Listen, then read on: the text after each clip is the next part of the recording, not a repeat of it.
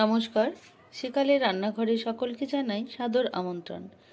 আজ আমি কতগুলো পুঁই বিটুলি নিয়েছি, এই পুঁই দানা আর কি। এই পুঁই বিটুলি দিয়ে একটা চচ্চড়ি করব, এই জন্য নিয়েছি একটা বেগুন আর বড় সাইজের আলু, ছোট এক টুকরো একটা কফি ছিল, এটাও দিয়ে দেবো। প্রথমে আমি এগুলো আমি ছোট ছোট করে কেটে নিয়েছি। এবার এগুলো জল দিয়ে ধুয়ে নেব, আর আলু বেগুনগুলো ধুয়ে ছোট করে কেটে নেব।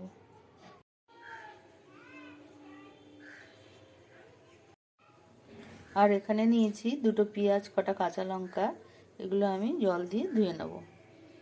কড়াই বসিয়ে দিয়েছি, কড়াই গরম হয়ে গেছে, কড়াই দিয়ে দিয়েছি বেশ খানিকটা তেল।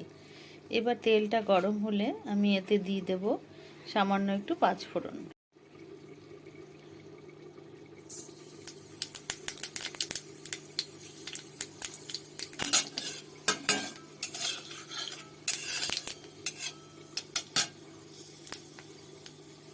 পাঁচফোড়নটা ভাজা ভাজা করে নেবার পর দিয়ে দেবো আমি পেঁয়াজ কুচি আর কাঁচা লঙ্কা।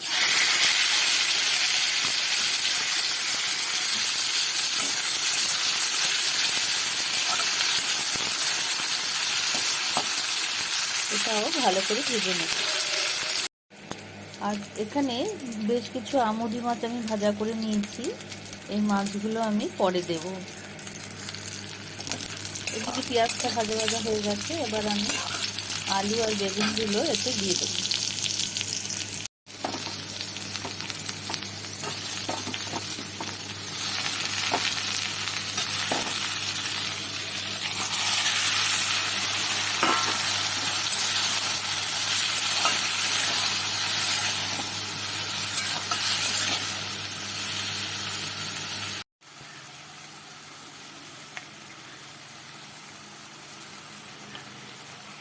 দিয়ে দিলাম নুন আর হলুদ, এগুলো দিয়ে আলু বেগুনটা বেশ ভালো করে ভাজা ভাজা করে নেব।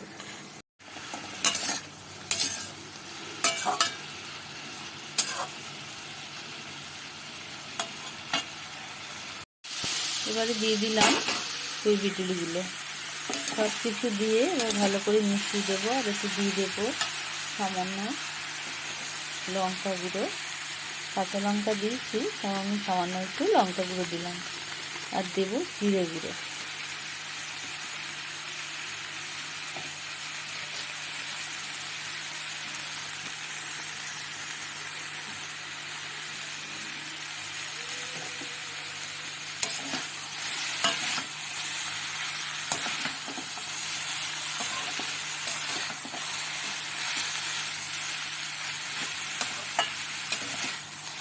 সব কিছু মিশিয়ে দিয়ে এবার ঢাকা দিয়ে আমি এটা কম আঁচে একটু ঢেকে দিলাম, ঢাকা দিয়ে দিলাম আর আঁচটা কমিয়ে দিলাম। আর উপর দিয়ে দিয়ে দিলাম বেশ কটা আমুদি মাছ। এবার আমি এটা আস্তে আস্তে রান্না করব। এবার আমি গ্যাস অফ করে রেখে দেবো। হয়ে গেল আমার পুঁই বেটুলি তরকারি। বন্ধুরা, তোমাদের যদি এই রেসিপিটা ভালো লেগে থাকে তাহলে অবশ্যই বাড়িতে ট্রাই করো। কেমন হলো কমেন্ট করে জানাতে ভুলো না। আর আমার চ্যানেলটিকে সাবস্ক্রাইব করার জন্য অনুরোধ রইল।